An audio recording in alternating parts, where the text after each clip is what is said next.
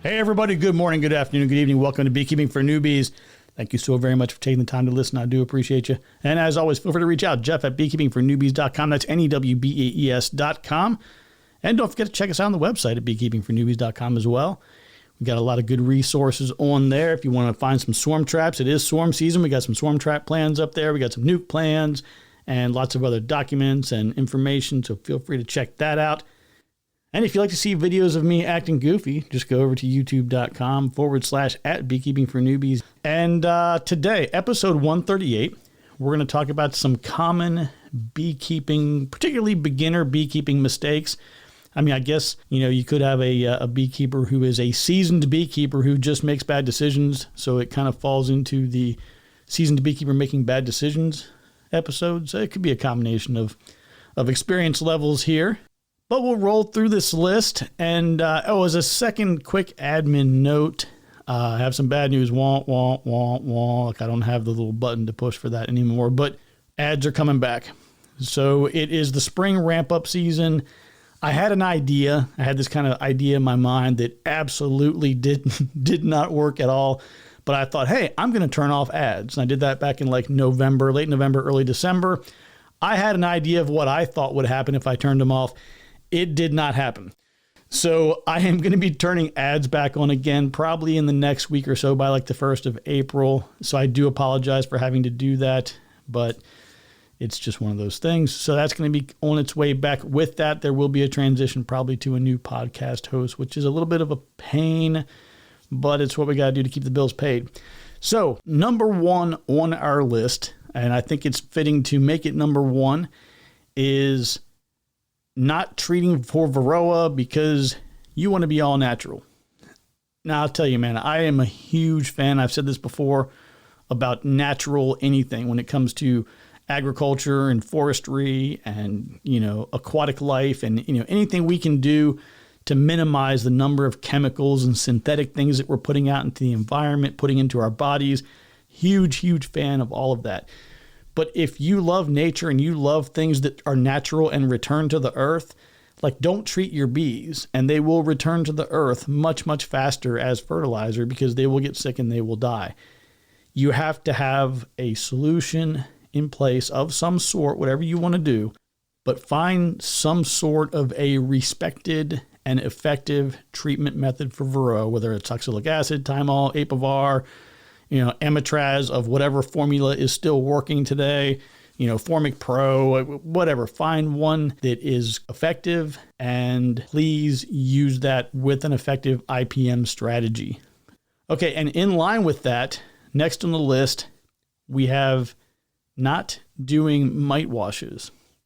I mean, I can think of tons and tons of examples that are similar to this in other areas, other walks of life, or whatever it might be.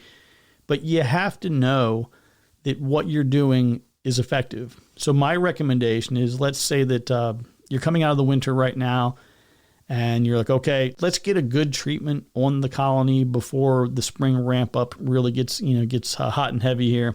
Go ahead and do a mite count. And let's say that you're coming out of winter and your mite count is, say, 6. And you say, okay, well, here is my chosen treatment method. Let's do an application of that. And then maybe the next day, or depending on what your treatment, what the treatment plan looks like, right? Some of these things need to be on for a couple of weeks or whatever it might be. Whenever the treatment cycle has ended, do another mite wash. Oh, okay, great. Now we're down to 2. So you know that you have an effective treatment. Now you might be a little bit concerned because you're thinking like, wow, I thought this might knock it down to 0 to 1 and we're at 2, but okay, well, we'll check again next month and see where we are. You're never going to know if what you're doing is working if you're not checking. That's part one. Part two of that is some people just say, I just automatically check every 3 months or automatically treat every 3 months. Well, that's cool too. But what if your bees have developed a really great varroa resistance and you don't need to treat, right? So now you're exposing them to chemicals and things that they don't even need. Or you're putting, more of these treatments out there for potential resistance to be built up to the treatment. So have a treatment plan, but also do the assessments and learn how to do alcohol wash or dish soap wash, sugar rolls. Learn how to do sugar shakes. Learn how to do one of those that you like. I recommend, like I said, the alcohol or the dish soap. I think both those are pretty effective. If you like the sugar shake, sugar roll, whatever, have at it. But just do something. Okay, next on the list, I have taking bad advice. And this is a tough one because if you don't know, like, how do you know what you don't know? If you're brand new and you have somebody giving you advice, and you're like, well, this guy says he's been keeping bees for 20 years. I mean, he's got to know. I cannot tell you how many emails I've gotten, how many chats and discussions that I've had with people who have said, well, my mentor told me that I don't need to do any inspections, or that I only need to inspect once a month, or that I don't need to treat for varroa. Or, one of my newer favorite ones, I just let the bees swarm every year. What? I think it was JT or one of the guys in the chat was saying that, like, that their mentors are telling them, like, yeah, just let them swarm every year. Like, no, that's not how you manage. That's not animal husbandry. That's not what you're supposed to be doing. Oh, Lord, there's so many reasons why that's bad. But there is a lot of bad advice out there, and it's really hard to know what's good, what's bad. I think it's always a good idea to use multiple sources. Double check with and against a good, reputable source. Now, you always know if you heard it from me, it's right. So that's kind of like your one-stop shop. You can just come here if I say it, because I think it's like 92% of the time I'm right every time. So, you're always safe to go that route. But this kind of goes back to that old saying, believe none of what you hear and half of what you see type of things. Trust what you see. Trust your observations. Trust what you've seen as you're developing your beekeeping game and your skills and techniques. Take everything with a grain of salt. Take it all in, but get a second opinion too. Now, another thing that is a really common problem, and it happens with first year. I see it mostly with like years 1 through 3, and it's splitting too soon. Now, I'm going to tell you, particularly if you're a new beekeeper, man, this is the cool time of year. Your bees are coming in, and you've got your nuke or your packages, and you're seeing all this pollen coming in, and the bees are going crazy, and you're like, wow, I can't believe it took me so long to get into this amazing hobby. This is so great. The spring is a very forgiving time of year because there's just so much goodness going on. In fact, I did a video. I just remembered this. It's on YouTube. It's called The Top 5 Things That Are Killing Your Honeybees. I don't remember off the top of my head what the whole list was. I think I remember like 2 of them. But one of them was around splitting, and I have Oprah in there like, you get a split and you get a split. But that's like what people will do that sometimes. They're like, hey, I just did a split, in June, and the hive's looking great. I'm going to do another one. And I love the enthusiasm. I love that desire to want to make more colonies and have more growth and to have all of these cool, amazing things happening. Like I really love that. But the problem is, the spring will end. If you think back to the old Game of Thrones, right? Winter is coming, and the bees are prepping for winter right now. Like right now, the bees are getting ready for winter. Everything they're drawing in now is what they're going to eat in November, December, January, February, March of next year, providing that you aren't stealing it all from them. Like if you take all of their honey that they bring in over the next couple months and you keep it for you, then obviously you're giving them sugar syrup and other things, and that's what they're going to be eating. But splitting too soon, one problem. Splitting too often, single hive splitting it and then splitting it again, or sometimes doing multiples or singles to many. And like I've done that before. I mentioned it a few times in the past, where I took a single hive, split it 4 or 5 ways.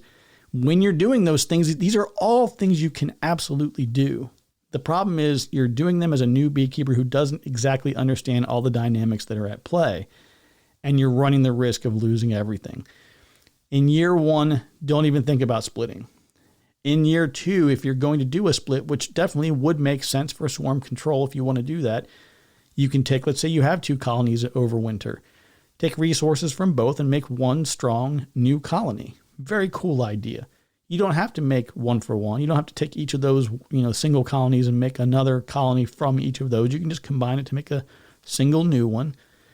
You could do 2 or 3 if you wanted, but take it slow, learn more, understand why you're doing the split, understand the challenges of it, understand what is required of them to build the resources needed to make it through the winter. Another problem is supering too late or adding honey supers a little bit too late. As we get into the spring and we start this ramp up, quite often, I should actually step back a little bit. At the end of the previous season, sometimes you consolidate a little bit. Maybe you take off the honey supers and you just have brood boxes on. And then you get this big growth that's taking place right now. Once it starts getting warmer, you can kind of super relatively early. Like you can get those on now. You could have had them on for the past 2 or 3 weeks. The cluster of bees will still cluster. If it gets cold at night, which it is in most places still, they'll just cluster and they'll be fine. If there is a little bit more space above them, that's okay. It's not going to be a big deal. They're going to fill everything up very quickly anyway. But the risk you run into if you don't put a honey super on is they're going to try to backfill all the space where new brood is emerging. They're going to backfill that with nectar. When they do that, they're running out of space to put brood, and then you're going to end up in a swarming situation, and queen cells are going to pop up, and then it's going to start to be an issue. So I would say when in doubt, put a honey super on. Next here on the list is not keeping good notes. Now, like many things with beekeeping, you can do whatever you want. You can go out to the colonies and do your inspections, and you can never take notes. And it can be a new exciting adventure every time you open the hive. You're like, oh, what are we going to see today? What I like to do is open up my notebook and be like, okay, we have 10 colonies here. Okay, this is what we saw on this one last time. Kind of go through the list. And then I can say, you know what? I'm going to start today on hive number 3 because last time they had some real issues going on. I want to know the status of that. Because if I know that up front, I can then maybe use the inspections on 1 and 2 and then 4 through 10 to see if I need to move resources around or at least get a handle on what the problem is with that one so that as I'm doing the other ones, I can incorporate my management plan for that colony into the other activity I have for that day. So knowing what happened last time or over the past few weeks is going to be really helpful for allowing you to be more prepared for what you're doing in that day. There's another component to that too, whereas if you're trying to ever use, the USDA ELAP program, you will need to provide some notes for your, for your claim. If you're submitting a claim, they do want to know the status of your hives and things. So you want to be maintaining and documenting. We almost need to do a separate episode just dedicated to documentation, but make sure you're keeping status of, how many frames of bees that you're seeing, how much food, the resources they have, the status of the queen, anything that might be relevant that you can use again later on and help keep track of, all good things. If you see the presence of any hive beetle, wax moth, any other kind of things that might be an issue or any brood-related illness, definitely make sure you're making notes of that. What I like to do too is add little stars. If I'm doing it in handwritten, add stars in certain places where I've made a note. That way when I come back and I'm digitizing my notes, I know to make like a bold statement or something that stands out about a particular thing. But please make sure you're keeping really, really good notes. Again, not only for yourself too, but let's say you have a mentor that calls you up and says, hey, listen, I heard you mention in your email there that you were going to do an inspection this weekend. I wanted to find out how it went. You pull the notes up and you're like, oh yeah, here's my notes right here. Boom, boom, boom. You can run through everything. All right, next up. Not having 1, the necessary equipment that you would need, and 2, having it ready. So at a minimum, hive tool, smoker, and a veil. Now, if you want to have big, thick, heavy gloves, you want to have a full body suit on, you want to have, thermal underwear, pair of jeans, like whatever else you want to put on there, by all means, have, layer up if that's what you like to do. But at a minimum, have your tools, get that smoker lit before you start inspecting. And I say it kind of like half-heartedly, but I've gone out before. I'm like, all right, here we go. And I'm ready to just start. I'm starting to crack the hive open. I'm like, oh, I didn't even light the smoker. Is it a big deal? No, you just walk off to the side, you light the smoker, and you come back where you were. But it's one of those things where, just kind of try to get used to having that ready to go and have your stuff with you. Like, go ahead and do a little bit of mental, physical, whatever kind of inventory you have to do. Say, okay, we're going to go do our inspections. Is everything here? Okay, great. Now, in addition to having that, like I've mentioned a few times, I do like to have a little cart if I'm doing, any kind of movement of boxes or I'm doing a lot of different inspections. Having that little cart can be kind of handy just to have a place to put things. And I've had a really bad habit of just setting things down in random places. Now, the next two are kind of hand in hand and kind of related to each other. But one of them is ignoring or being able to recognize robbing behavior. Now, this one can be a little bit tricky because there are times where, the foragers are out, they find a food source, they come back, they do a little waggle dance, and other foragers follow them out. And so that you start to see maybe a ramp up in activity that can happen. I've seen times where the hive, is not very active, to look at it just visually. There's bees coming in and out, but it's not all that active. And then like the sun shines on it for the first time that day or whatever, and it's kind of like a little wake up call. And I've seen some additional activities sometimes just with the sun. Recognizing normal fluctuations in activity and then being able to differentiate that between robbing is really important. With robbing, there's going to be a combination of things that you should be looking for. Your bees that are returning, they know where the entrance is. They're going to fly down pretty close to right where it is, land nearby, and take a few steps and walk in the door. Robber bees haven't figured this out yet, so they're going to be bouncing around the outside sometimes, trying to find a way in, or if they have figured out roughly where your bees are coming and going, they might be looking around the whole thing to find another way in. So that can be a sign that, if nothing else, that it's being scouted. But in addition to some of that scouting kind of activity, and then of course not exactly knowing how to get in, what you'll see is a lot of like fighting and aggressive behavior between bees that are coming in and those that are near the entrance. I mean, they'll be balling each other, rolling off the landing board or any kind of a platform that they can land on. You'll see them just rolling and tumbling off that down onto the ground. They'll be very aggressive, a lot of activity. If you see that, that is not good. Now, a lot of people really don't know what to do. In a situation like that, when you have robbing, if it's just a little bit that's kind of going on, you can usually just reduce the entrance down really small and then they kind of get a handle on things and it's okay. When they've gotten to the point where bees are just streaming in and out, right? There are bees flying in, not carrying anything. There's no pollen on their pollen sacs, and they're just going in and streaming out. They're not swarming. They're not on their way to swarm. They're 100% robbing. And when that happens, the only real solution in the short term is to shut things down. So close the entrance completely. No, your bees aren't going to be able to get in. The robbers aren't going to be able to get out. But at least it stops the bleeding temporarily. And then maybe an hour, half hour before the evening sets in, before it gets dark, you open it back up again. Let the ones that shouldn't be there leave. Let the ones that should be there come back in. But this also ties hand in hand with the next thing on the list, which is leaving entrances wide open. Now, this is another one of the many topics in beekeeping that has a lot of debate with it. I do like to open the entrances all the way. When it's like May, like pretty much all of the month of May, I'll open them up wide open. Sometimes I don't. It's not a big deal either way. It really doesn't matter.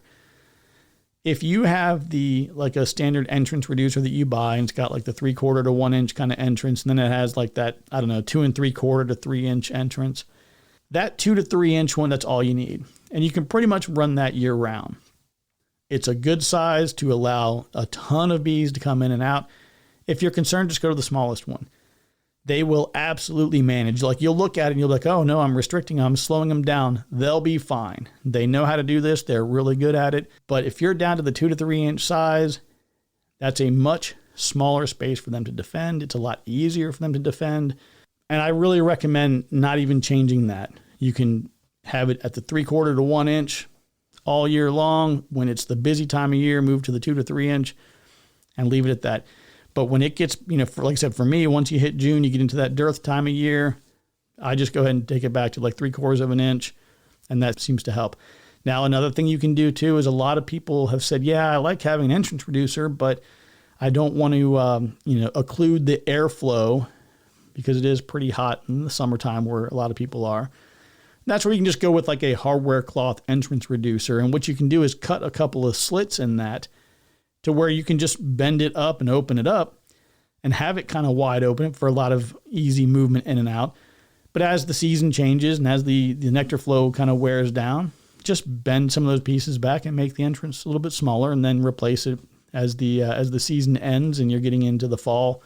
Go ahead and replace it with a solid entrance reducer.